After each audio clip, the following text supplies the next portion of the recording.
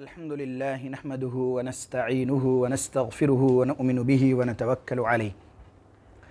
ونعوذ بالله من شرور أنفسنا ومن سيئات أعمالنا من يهده الله فلا مضل له ومن يضلله فلا هادي له وأشهد أن لا إله إلا الله وحده لا شريك له وأشهد أن محمدا عبده ورسوله أما بعد فإن خير الحديث كتاب الله وخير الهدي هدي محمد صلى الله عليه وسلم وشر الأمور محدثاتها وكل محدثة بدعة وكل بدعة ضلالة وكل ضلالة في النار. قال الله تبارك وتعالى في القرآن الكريم: أعوذ بالله من الشيطان الرجيم يا أيها الذين آمنوا اتقوا الله حق تقاته ولا تموتن إلا وأنتم مسلمون. وقال تعالى في موضع آخر: بسم الله الرحمن الرحيم يا أيها الناس اتقوا ربكم الذي خلقكم من نفس واحدة وخلق منها زوجها وبث منهما رجالا كثيرا ونساء واتقوا الله الذي تساءلون به والأرحام إن الله كان عليكم رقيبا. وقال تعالى في موضع آخر: أعوذ بالله من الشيطان الرجيم يا أيها الذين آمنوا اتقوا الله وقولوا قولا سديدا يصلح لكم أعمالكم ويغفر لكم ذنوبكم ومن يطع الله ورسوله فقد فاز فوزا عظيما. تمام قسم کے تعریفات و توصیفات، کبریائی و بڑائی، حمد و ثنا صرف اور صرف اس اللہ رب العالمین ہی کے لیے لائق و زیبا اور سزاوار ہے جس نے سارے جہاں کو بنایا، جو سارے جہاں کا خالق و مالک ہے اور سارے جہاں کے نظام کو بخوبی چلانے والا ہے۔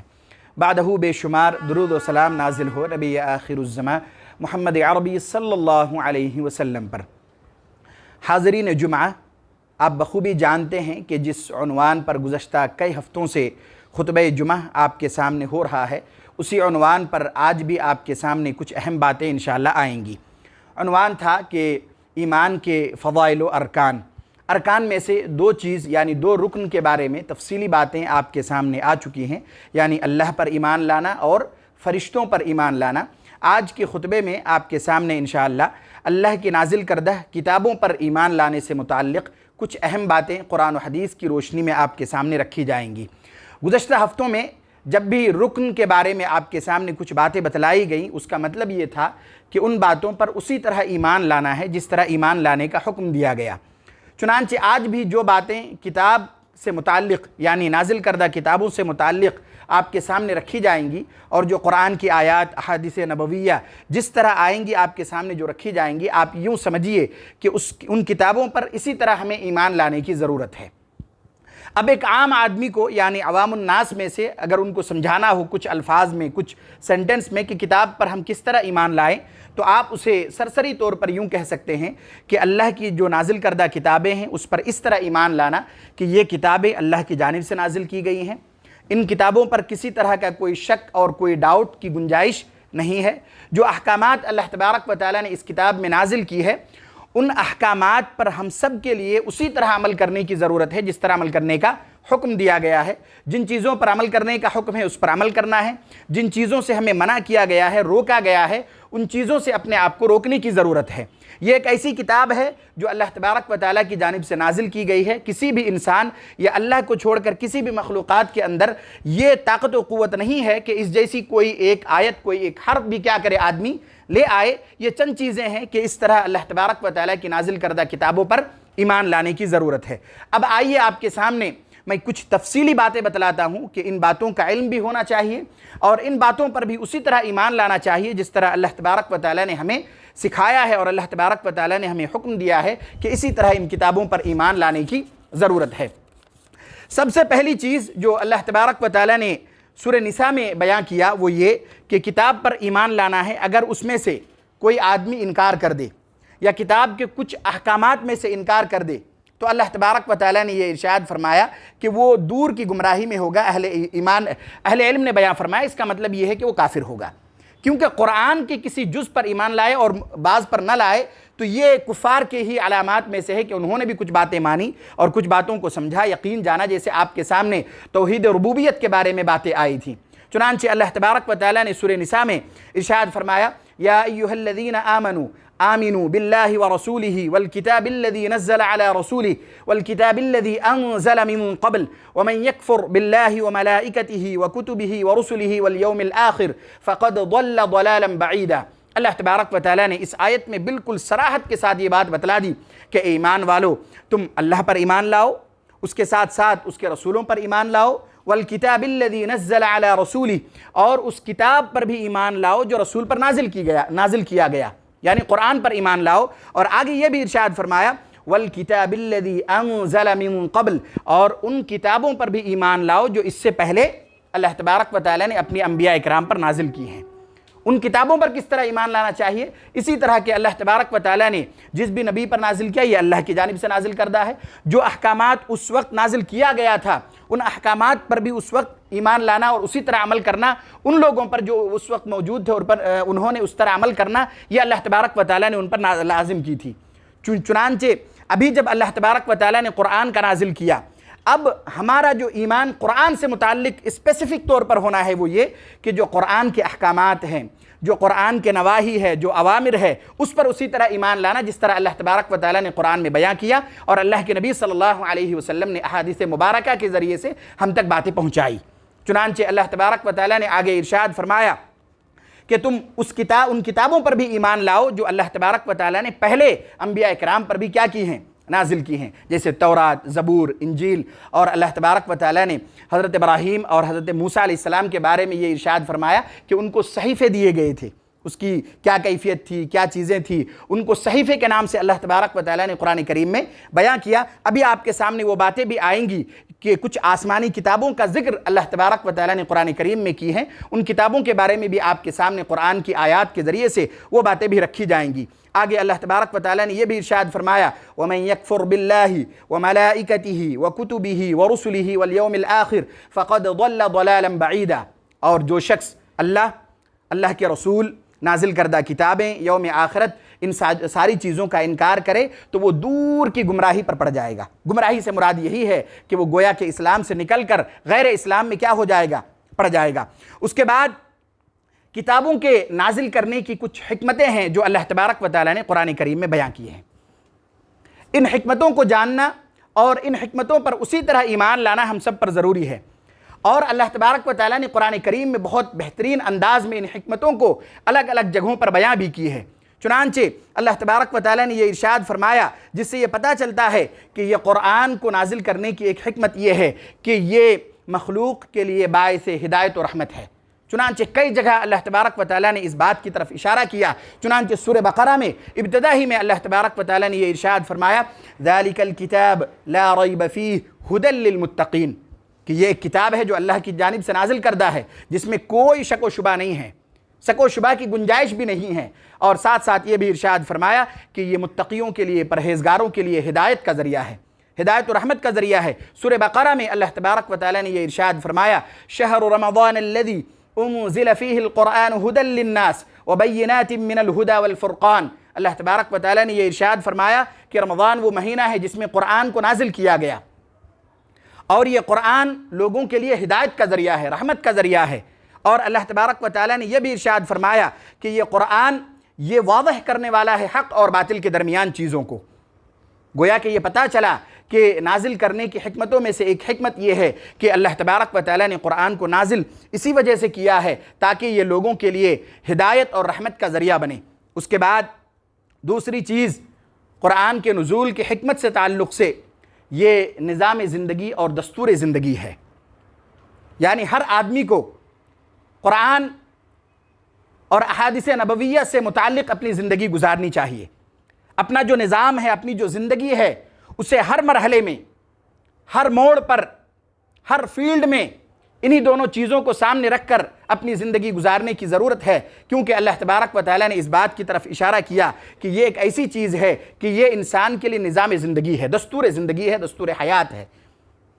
कि इसी के मुताबिक हम सबको ज़िंदगी गुजारनी है। अगर कोई भी आदमी इसके ख़िलाफ़ वर्जी की और उनकी ज़िंदगी इससे मुताल्लिक़ नहीं है, इसके मुताबिक नहीं है, तो फिर जानिए कि वही ज़लालत और गुमराही में है। चुनांचे अल्लाह तबारक व तआला ने सूरह हदीद में यह इरशाद फरमाया लक़द अरसलना रुसुलना बिलबय्यिनात व अनज़लना मअहुमुल किताब वल मीज़ान لیقوم الناس بالقسط۔ اللہ تبارک و تعالیٰ نے یہ ارشاد فرمایا کہ ہم نے رسولوں کو بھیجا واضح دلائل کے ساتھ، اور اس کے ساتھ ساتھ ہم نے ان پر کتابیں بھی نازل کی، اس کے ساتھ ساتھ ہم نے ان پر کتابیں بھی نازل کی، اور پھر حکمت بھی بیان کی، اور یہ ارشاد فرمایا کتاب کے ساتھ ساتھ ترازو یعنی فیصلے کی چیزیں بھی نازل کی، لیقوم الناس بالقسط، تاکہ لوگ فیصلے کے ساتھ عدل و انصاف کے ساتھ زندگی گزارے۔ جس طرح ہمیں زندگی گزارنے کا حکم دیا گیا اس طرح زندگی گزارے۔ اس وجہ سے اللہ تبارک و تعالیٰ نے انبیاء کرام کو واضح دلائل اور کتابوں کے ساتھ اللہ تبارک و تعالیٰ نے مبعوث کیا۔ اس کے بعد تیسری حکمت جو قرآن کی روشنی سے ہمیں پتہ چلتا ہے وہ یہ کہ جب بھی کسی مسئلے میں اختلاف ہو، شریعت کے کسی مسئلے میں، یوں کہیے کہ شریعت کے کسی مسئلے میں یا دین کے کسی مسئلے میں کوئی اختلاف ہو، تو ہمیں رجوع ان کتابوں کی طرف یعنی قرآن و سنت کی طرف کرنی ہے۔ ایک بات ہمیشہ یاد رکھنے کی ضرورت ہے وہ یہ کہ اصل میں اختلافات میں اگر قرآن و سنت کی طرف رجوع نہ کیا گیا تو آدمی گمراہ ہوگا۔ کوئی بھی آدمی اگر یہ کہے کہ نہیں اختلاف ہوا ہے، اس کا حل قرآن و سنت کے ذریعے سے نہیں، نعوذ باللہ ہم خود کرنے کی کوشش کریں گے یا کسی اور چیز کی طرف موڑنے کی کوشش کریں گے، یقین مانیے اس سے زیادہ ضلالت اور گمراہی میں کوئی نہیں ہو سکتا، کیونکہ اللہ تبارک و تعالیٰ نے خود یہ اعلان کیا ہے کہ اگر تم کسی چیز کے بارے میں جھگڑو، کسی چیز کے بارے میں تمہارے درمیان اختلاف پیدا ہو، کسی چیز سے متعلق تمہیں کوئی شک و شبہ ہو، تو تم اس مسئلے کو، اس جھگڑے کو کس کی طرف موڑنا؟ کتاب و سنت کی طرف، کتاب کی طرف، اللہ کے رسول کی طرف۔ یہ ایک بہت بڑی حکمت ہے کہ اللہ تبارک و تعالیٰ نے قرآن اور اس کے احکامات کو نازل کیا کہ جب بھی کوئی تنازع ہو، کوئی اختلاف ہو، کسی مسئلے کے بارے میں جھگڑا ہو، تو اب یہ ہمارا اصول اور ضابطہ ہونا چاہیے زندگی میں کہ اگر کسی مسئلے سے متعلق کسی سے بات چیت ہو، کوئی بحث و مباحثہ ہو، تو ہمارا یہ موقف ہونا چاہیے کہ بھئی قرآن و سنت کی روشنی میں دیکھیں قرآن ہمیں کیا کہتا ہے، احادیث نبویہ سے ہمیں اس مسئلے سے متعلق کیا پتہ چلتا ہے، ہم اپنی ان چیزوں کو، اپنے ان مسائل کو، اپنے ان اختلافات کو ان کتابوں کی طرف، اللہ کے نبی صلی اللہ علیہ وسلم کے فرمان کی طرف موڑ دیں، چونکہ اللہ تبارک و تعالیٰ نے اسی چیز کا حکم دیا، اور ساتھ ساتھ یہ بھی ارشاد فرمایا کہ جب تم ایسا کرو گے تو تمہارے لیے انجام کے اعتبار سے بھی بہتر ہوگا۔ ہو سکتا ہے مشقت ہو، تکلیف ہو، لیکن گمراہ نہیں ہوگے۔ چنانچہ اللہ تبارک و تعالیٰ نے یہ ارشاد فرمایا، سورہ نساء کی آیت ہے فَإِن تَنَازَعْتُمْ فِي شَيْءٍ فَرُدُّوهُ إِلَى اللَّهِ وَالرَّسُولِ۔ اللہ تبارک و تعالیٰ نے یہ ارشاد فرمایا کہ اگر تم کسی شے میں تمہارا تنازع ہو جائے، جھگڑا ہو جائے، اختلاف ہو جائے، کسی چیز میں بحث و مباحثہ ہو جائے، تو تم اسے کیا کرو؟ فَرُدُّوهُ إِلَى اللَّهِ وَالرَّسُولِ، تو تم اس مسئلے کو اللہ کی طرف اور اللہ کے رسول صلی اللہ علیہ وسلم کی طرف موڑ دو، یعنی کتاب و سنت کی طرف موڑ دو، یعنی اس کے ذریعے سے اس مسئلے کو حل کرنے کی کوشش کرو۔ اللہ تبارک و تعالیٰ نے آگے یہ ارشاد فرمایا إِن كُنتُمْ تُؤْمِنُونَ بِاللَّهِ وَالْيَوْمِ الْآخِرِ ذَلِكَ خَيْرٌ وَأَحْسَنُ تَأْوِيلًا، اور یہ بھی ارشاد فرمایا کہ اگر تم میں سے کوئی شخص واقعی اللہ اور یوم آخرت پر ایمان رکھتا ہے تو وہ ایسا ہی کرے گا۔ اس سے پتہ چلا کہ اگر کوئی اس کے خلاف ورزی کرے تو اس کے ایمان میں توجہ کی ان کو ضرورت ہے۔ اللہ تبارک و تعالیٰ نے یہ ارشاد فرمایا کہ اگر تم میں سے کوئی شخص اللہ اور یوم آخرت پر واقعی ایمان رکھتا ہے تو وہ ایسا ہی کرے گا کہ اگر کسی مسئلے میں اختلاف ہو، کوئی جھگڑا ہو، تو اسے قرآن و سنت کی طرف موڑ دے گا۔ اور آگے اللہ تبارک و تعالیٰ نے یہ بھی ارشاد فرمایا ذَلِكَ خَيْرٌ وَأَحْسَنُ تَأْوِيلًا، یہ تمہارے لیے بہتر ہوگا دنیاوی اعتبار سے بھی اور آخرت کے انجام کے اعتبار سے بھی۔ اسی وجہ سے اللہ کے نبی صلی اللہ علیہ وسلم نے حجۃ الوداع کے موقع پر یہ ارشاد فرمایا تھا کہ میں نے تمہارے درمیان ایک ایسی چیز چھوڑی ہے کہ اگر تم اسے مضبوطی سے تھام لوگے تو کبھی گمراہ نہیں ہوگے۔ ایک روایت میں آیا کہ اللہ کے نبی صلی اللہ علیہ وسلم نے یہ ارشاد فرمایا کہ وہ کتاب ہے، یعنی اللہ کی کتاب ہے نازل کردہ۔ ایک روایت میں یہ آیا کہ اللہ کی کتاب اور میری سنت ہے، کہ جب تم ان دونوں چیزوں کو مضبوطی سے تھامو گے تو کبھی گمراہ نہیں ہوگے۔ اس سے پتہ چلا کہ جب کوئی اختلاف ہو، کوئی مسئلہ سامنے آئے، معلوم نہ ہو، تو اسے قرآن و سنت کی طرف موڑنے کی ضرورت ہے۔ جب ہم ایسا کریں گے تو یقین مانیے ہم گمراہ نہیں ہوں گے، ضلالت اور گمراہی کے گڑھے پر ہم نہیں گریں گے، بلکہ ہمیں سیدھا راستہ ملے گا، حق اور صحیح راستے کی طرف ہم پہنچ سکیں گے۔ اس کے بعد جو چوتھی حکمت ہے وہ یہ تاکہ اس قرآن کے ذریعے سے لوگوں کے درمیان فیصلے کیے جائیں۔ قرآن کے احکامات کے ذریعے سے، کتاب کے احکامات کے ذریعے سے لوگوں کے درمیان فیصلے کیے جائیں۔ چنانچہ اللہ تبارک و تعالیٰ نے یہ ارشاد فرمایا، سورہ بقرہ کی آیت ہے، کان الناس امۃ واحدہ، کہ لوگ سب کے سب ایک امت ہیں، فبعث اللہ النبیین مبشرین ومنذرین، کہ اللہ تبارک و تعالیٰ نے نبیوں کو مبعوث کیا خوشخبری سنانے والا بنا کر، ڈرانے والا بنا کر، وانزل معہم الکتاب بالحق، اور اللہ تبارک و تعالیٰ نے ان کے ساتھ کتاب بھی نازل کی، لیحکم بین الناس فیما اختلفوا فیہ، تاکہ لوگوں کے درمیان فیصلہ کیے جا سکے ان چیزوں میں جس میں وہ اختلافات میں پڑتے ہیں، جس میں وہ آپس میں جھگڑنے لگتے ہیں، تاکہ اس کتاب کے ذریعے سے کیا کیا جائے، فیصلے کیا جائے، اور اس کتاب کے ذریعے سے جو چیزیں نکل کر انجام نکل کر آئے ان کے سامنے رکھے جائیں۔ اس کے بعد جو حکمت ہے وہ یہ کہ اللہ کے نبی صلی اللہ علیہ وسلم کی وفات کے بعد دین کو مکمل طور پر حفاظت کی جا سکے۔ چنانچہ اللہ تبارک و تعالیٰ نے، بلکہ صحیح الجامع کی روایت ہے جس میں اللہ کے نبی صلی اللہ علیہ وسلم نے یہ ارشاد فرمایا، اتبعوا ما انزل، اللہ کے نبی صلی اللہ علیہ وسلم نے یہ ارشاد فرمایا، ترکت فیکم شیئین، کہ میں تمہارے درمیان دو چیزیں چھوڑ کر جاتا ہوں، دو چیزیں تمہارے درمیان چھوڑ کر جاتا ہوں، جب تک تم اسے مضبوطی سے تھامے رکھو گے کبھی گمراہ نہیں ہوگے۔ یعنی کسی بھی مسئلے میں کوئی بھی چیز سامنے آئے، جب تک تم اس کی طرف موڑتے رہو گے کبھی گمراہ نہیں ہوگے۔ آگے اللہ کے نبی صلی اللہ علیہ وسلم نے یہ ارشاد فرمایا، کتاب اللہ و سنتی، اللہ کی کتاب اور میری سنت ہے، اور یہ دونوں کبھی جدا نہیں ہو سکتے۔ ایسا نہیں ہوگا کہ ایک پر کوئی ایمان لائے اور ایک کو چھوڑ دے، ایسا بھی نہیں ہوگا،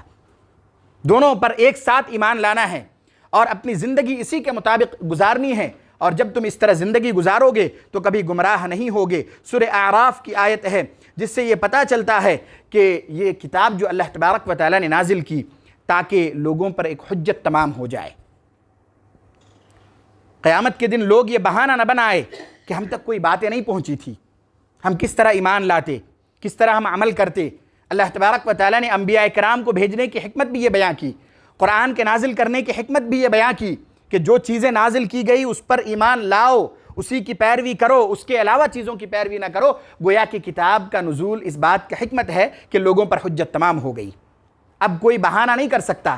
کوئی یہ نہیں کہہ سکتا کہ ہم تک وہ باتیں نہیں پہنچی، کوئی صحیفے نازل نہیں کیے گئے، کوئی کتابچہ ہمیں نہیں ملا۔ اللہ تبارک و تعالیٰ نے کتاب نازل کی، احکامات بھی نازل کیے، انبیاء کرام کو بھی ہر امت میں بھیجا تاکہ ان تک باتیں پہنچائیں اور حجت تمام ہو جائے۔ قیامت کے دن اس سے پتہ چلا کوئی یہ بہانہ نہیں کر سکے گا کہ ہم تک یہ باتیں نہیں پہنچی یا ہمیں کوئی کتابچہ نہیں ملا، اللہ کے احکامات نازل ہوئے، یہ بہانے نہیں کر سکے گا۔ چنانچہ اللہ تبارک و تعالیٰ نے یہ ارشاد فرمایا، اتبعوا ما انزل الیکم من ربکم، کہ تم پیروی کرو ان چیزوں کی جو تمہاری طرف نازل کیا گیا ہے تمہارے رب کی جانب سے، یعنی اللہ تبارک و تعالیٰ کی جانب سے جو چیزیں نازل کی گئی اس کی پیروی کرو۔ وَلَا تَتَّبِعُوا مِن دُونِهِ أَوْلِيَاءَ، اور اللہ کے علاوہ دیگر معبودان باطلہ کی پیروی نہ کرو۔ اور پھر احکامات، قرآن سے متعلق چیزیں، ساری چیزیں اللہ تبارک و تعالیٰ نے نازل کر دی اور یہ کہہ دیا کہ ان چیزوں کی پیروی کرو، اس کے علاوہ چیزوں کی پیروی نہ کیا کرو۔ سورہ انعام میں اللہ تبارک و تعالیٰ نے یہ ارشاد فرمایا، وَهَذَا كِتَابٌ أَنزَلْنَاهُ مُبَارَكٌ،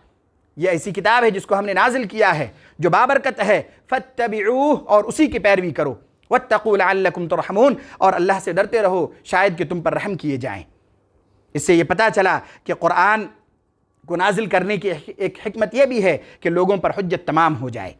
یہ چند حکمتیں جو آپ کے سامنے رکھی گئیں، جس میں جو اللہ تبارک و تعالیٰ نے قرآن کریم کی آیت سے ہمیں اشارہ کیا ہے کہ یہ حکمتیں ہیں تاکہ کیا ان حکمتوں کے ذریعے سے ہم ان حکمتوں کو جانیں اور اسی طرح اس پر ایمان بھی لائیں۔ اب آئیے چند آسمانی کتابوں کا ذکر جو اللہ تبارک و تعالیٰ نے قرآن کریم میں کی ہیں، ان کتابوں کے بارے میں کچھ باتیں آپ کے سامنے قرآن کی روشنی میں رکھی جاتی ہیں تاکہ وہ باتیں اچھی طرح سمجھ بھی آئے اور ہم اسی طرح ایمان بھی اس پر مکمل طور پر لا سکیں۔ پہلی کتاب یعنی جو سورہ نساء میں اللہ تبارک و تعالیٰ نے بیان کیا وہ یہ زبور ہے جو اللہ تبارک و تعالیٰ نے داؤد علیہ السلام کو دی تھی۔ چنانچہ اللہ تبارک و تعالیٰ نے یہ ارشاد فرمایا، وَآتَيْنَا دَاوُودَ زَبُورًا، کہ ہم نے داؤد کو زبور عطا کیا۔ آسمانی کتاب ہے، اللہ تبارک و تعالیٰ کے نازل کردہ احکامات ہے، اور اللہ تبارک و تعالیٰ نے یہ ارشاد فرمایا کہ ہم نے یہ کتاب حضرت داؤد علیہ السلام کو دی ہے۔ تورات کے بارے میں اللہ تبارک و تعالیٰ نے یہ ارشاد فرمایا جو حضرت موسیٰ علیہ السلام کو ملی۔ سورہ مائدہ میں اِنَّا أَنزَلْنَا التَّوْرَاةَ کہ ہم نے تورات کو نازل کی فیہا ھدی و نور، اور اس میں اللہ تبارک و تعالیٰ کی جانب سے ہدایت بھی ہے اور نور بھی ہے، اور ارشاد فرمایا یحکم بہا النبیون الذین اسلموا للذین ہادوا، کہ انبیاء کرام اس کے ذریعے سے ان لوگوں کے درمیان فیصلہ کرتے تھے جو اس پر ایمان لائے، جو ان کتابوں سے متعلق اپنی زندگی گزاری، اور حضرت موسیٰ علیہ السلام کے بعد جو دیگر انبیاء کرام آئے ان سے متعلق ان پر بھی یہ لازم تھا کہ انہی احکامات کے مطابق وہ کیا کرتے، خود بھی عمل کرتے اور ان کے جو اس وقت کے لوگ تھے وہ ان پر عمل کرتے۔ چنانچہ اللہ تبارک و تعالیٰ نے آگے بھی یہ ارشاد فرمایا والربانیون والاحبار بما استحفظوا من کتاب اللہ، اور اس کے بعد جو یہودی کے علماء تھے انہوں نے بھی اس پر عمل کیا، کیونکہ ان پر یہ لازم تھا کہ وہ اس کتاب کی حفاظت کرتے۔ بعد میں انہوں نے اس میں تحریف کر دی، تبدیل کر دی، اور اللہ تبارک و تعالیٰ نے جو کتاب نازل کی تھی اس میں کچھ نہ کچھ اپنی طرف سے چیزیں انہوں نے ملا لی۔ اس کے بعد انجیل جو حضرت عیسیٰ علیہ السلام کو اللہ تبارک و تعالیٰ نے عطا کی، اور یہ ارشاد فرمایا سورہ مائدہ ہی کی آیت ہے وَقَفَّيْنَا عَلَىٰ آثَارِهِمْ بِعِيسَى ابْنِ مَرْيَمَ مُصَدِّقًا لِمَا بَيْنَ يَدَيْهِ مِنَ التَّوْرَاةِ وَآتَيْنَاهُ الْإِنْجِيلَ فِيهِ هُدًى وَنُورٌ وَمُصَدِّقًا لِمَا بَيْنَ يَدَيْهِ مِنَ التَّوْرَاةِ وَهُدًى وَمَوْعِظَةً لِلْمُتَّقِينَ۔ اور ہم نے ان انبیاء کرام کے بعد، یعنی حضرت عیسیٰ علیہ السلام سے پہلے جو انبیاء کرام آ چکے تھے ان کے بارے میں اللہ تبارک و تعالیٰ نے یہ ارشاد فرمایا کہ ہم نے ان کے بعد حضرت عیسیٰ علیہ السلام کو بھی بھیجا، حضرت عیسیٰ علیہ السلام کو بھی بھیجا، اور وہ خود اپنے سے پہلے انبیاء کرام کی تصدیق کرنے والے تھے، یعنی انہوں نے گزشتہ جو انبیاء کرام آ چکے تھے ان کی تصدیق حضرت عیسیٰ علیہ السلام نے کی۔ اور اللہ تبارک و تعالیٰ نے آگے یہ بھی ارشاد فرمایا وَآتَيْنَاهُ الْإِنْجِيلَ، اور ہم نے انہیں انجیل بھی عطا کیا۔ آسمانی کتاب ہے جس کا ذکر اللہ تبارک و تعالیٰ نے قرآن کریم میں کی کہ ہم نے انہیں انجیل عطا کیا، اور یہ کتاب بھی گزشتہ کتابوں کی تصدیق کرنے والی تھی، یعنی اس سے پہلے جو کتابیں نازل ہو چکی تھی ان کتابوں کی انجیل تصدیق کرنے والی تھی۔ چنانچہ اللہ تبارک و تعالیٰ نے آگے یہ بھی ارشاد فرمایا کہ اس میں ہدایت بھی ہے، نور بھی ہے، اور گزشتہ کتابوں کی تصدیق کی کرنے والی ہے، یعنی جو تورات کے احکامات تھے ان کی تصدیق کرنے والی ہے۔ وَهُدًى وَمَوْعِظَةً لِلْمُتَّقِينَ، اور یہ ہدایت اور موعظت کا ذریعہ تھا متقیوں اور پرہیزگاروں کے لیے۔ اس کے بعد اللہ تبارک و تعالیٰ نے سورہ اعلیٰ میں ایک صحیفے کا ذکر کیا، اور یہ ارشاد فرمایا کہ صحف ابراہیم و موسیٰ، کون سی صحیفے تھی اس کی کیفیت کا بیان نہیں ہے، لیکن اللہ تبارک و تعالیٰ نے یہ ارشاد فرمایا کہ یہ ساری چیزیں، اس سے پہلے کی آیت میں اللہ تبارک و تعالیٰ نے یہ ارشاد فرمایا کہ تم دنیاوی زندگی کو ترجیح دیتے ہو، حالانکہ آخرت کی زندگی یہ زیادہ بہتر ہے، اور یہ چیز لکھی ہوئی ہے صحف ابراہیم و موسیٰ، یعنی ابراہیم اور موسیٰ کے صحیفے میں۔ اس سے پتہ چلا کہ ان کو بھی کچھ نہ کچھ صحیفے اللہ تبارک و تعالیٰ نے دی تھی جس میں اللہ کی نازل کردہ اور اللہ کے اقوال، اللہ کے احکامات ان میں بیان کیے گئے تھے۔ اس کے بعد آئیے قرآن، جس کے بارے میں اللہ تبارک و تعالیٰ نے کئی آیتیں نازل کی، کئی احکامات بیان کیے۔ چند ایک آیت آپ کے سامنے رکھی جاتی ہیں تاکہ یہ بات بھی اچھی طرح سمجھ آئے کہ قرآن کے احکامات پر ہمیں کس طرح ایمان لانے کی ضرورت ہے۔ سورہ مائدہ میں اللہ تبارک و تعالیٰ نے یہ ارشاد فرمایا وَأَنزَلْنَا إِلَيْكَ الْكِتَابَ بِالْحَقِّ مُصَدِّقًا لِمَا بَيْنَ يَدَيْهِ مِنَ الْكِتَابِ۔ بہت اہم بات اللہ تبارک و تعالیٰ نے اس آیت میں بیان کی، اور یہ ارشاد فرمایا کہ ہم نے آپ کی طرف حق کے ساتھ کتاب نازل کی، اور یہ کتاب بھی گزشتہ کتابوں کی تصدیق کرنے والی ہے، گزشتہ کتابوں کی تصدیق کرنے والی ہے۔ اور آگے یہ بھی ارشاد فرمایا وَمُهَيْمِنًا عَلَيْهِ، اور ان کتابوں کے محافظ بھی ہے، یعنی ان کے کچھ نہ کچھ احکامات اس میں بھی ہے۔ اور آگے یہ ارشاد فرمایا فَاحْكُمْ بَيْنَهُمْ بِمَا أَنزَلَ اللَّهُ، آپ اس کتاب کے ذریعے سے لوگوں کے درمیان فیصلہ کیجئے جو اللہ نے آپ پر نازل کی ہے۔ یعنی اس سے پتہ چلا کہ اب جو گزشتہ کتابیں تھیں قرآن کے نازل ہونے سے پہلے، قرآن کے نازل ہونے کے بعد مکمل طور پر انہی احکامات پر ایمان لانا اور اسی کے مطابق فیصلے کرنا ضروری ہے جو اللہ کے نبی صلی اللہ علیہ وسلم پر نازل کیا گیا، یعنی قرآن کے مطابق۔ چنانچہ اللہ تبارک و تعالیٰ نے اس آیت میں یہ ارشاد فرمایا فَاحْكُمْ بَيْنَهُمْ بِمَا أَنزَلَ اللَّهُ، آپ اس چیز کے ذریعے سے لوگوں کے درمیان فیصلہ کیجئے جو آپ پر نازل کیا گیا، یعنی قرآن اور اس کے احکامات۔ اس کے بعد قرآن مجید یا قرآن ایک ایسی کتاب ہے جس کے بارے میں اللہ تبارک و تعالیٰ نے علانیہ یہ ارشاد فرمایا کہ پوری انسانیت، جن، ساری چیزیں اکٹھا ہو جائے، سب ایک دوسرے کی تعاون کرے، مدد کرے، ایک دوسرے کے ہیلپ میں لگ جائے تب بھی ایک ٹکڑا یا ایک سورہ ایک ورڈ بھی نہیں لا سکتا۔ یہ اللہ تبارک و تعالیٰ کی جانب سے نازل کردہ ایک ایسا معجزہ ہے کہ کسی کے اندر یہ سکت طاقت و قوت نہیں ہوگی کہ اس کی فصاحت و بلاغت کو پہنچ سکے، اس جیسے کوئی کلمے کو اپنی جانب سے کوئی بنا لے، ایسا ممکن ہی نہیں ہے۔ دوسری آیت میں اللہ تبارک و تعالیٰ نے یہ بھی ارشاد فرمایا کہ ہم نے قرآن کو نازل کیا اور قرآن کے حفاظت کی ذمہ داری بھی ہماری ہے۔ اس کا مطلب صرف یہ نہیں ہے کہ وہ محفوظ رہنا مطلب ہے، اس کا مطلب یہ ہے کہ کسی کے اندر یہ طاقت و قوت بھی نہیں ہوگی کہ اس میں ایک حرکت بھی کوئی تبدیل کر دے، کسی کے اندر یہ سکت نہیں ہوگی۔ حفاظت کا مطلب یہ بھی ہے، حفاظت کا مطلب یہ نہیں ہے کہ کوئی چیز اس میں جوڑنے سے محفوظ، بلکہ نہ اس میں کمی کی جا سکتی ہے، نہ جوڑا جا سکتا ہے، نہ اس میں خلط ملط کیا جا سکتا ہے، نہ ان کے احکامات کو کوئی بدل سکتا ہے، کسی کے اندر یہ طاقت و قوت نہیں ہوگی۔ یہ مطلب ہے اس کا کہ اللہ تبارک و تعالیٰ نے خود اس کی ذمہ داری لی ہے اس قرآن اور اس کے احکامات کی حفاظت کی۔ چنانچہ اللہ تبارک و تعالیٰ نے یہ ارشاد فرمایا، سورہ اسراء کی آیت ہے، قُلْ لَئِنِ اجْتَمَعَتِ الْإِنسُ وَالْجِنُّ عَلَىٰ أَن يَأْتُوا بِمِثْلِ هَذَا الْقُرْآنِ لَا يَأْتُونَ بِمِثْلِهِ۔ اے نبی صلی اللہ علیہ وسلم، آپ لوگوں میں اعلان کر دیجئے، لوگوں کو کہہ دیجئے کہ اگر انس و جن بھی جمع ہو جائے اس بات پر کہ وہ قرآن کے مثل کوئی چیز لے آئے، تب بھی وہ نہیں لا سکتے۔ دوسری جگہ اللہ تبارک و تعالیٰ نے یہ ارشاد فرمایا، سورہ تو چھوڑو، کوئی ایک آیت یا کوئی ایک ورڈ بھی اگر لانا چاہے تب بھی نہیں لا سکتا۔ کسی کے اندر یہ سکت، یہ طاقت و قوت نہیں ہے کہ قرآن جیسی کوئی چیز کوئی آدمی یا کوئی اور دوسرے مخلوق لے آئیں۔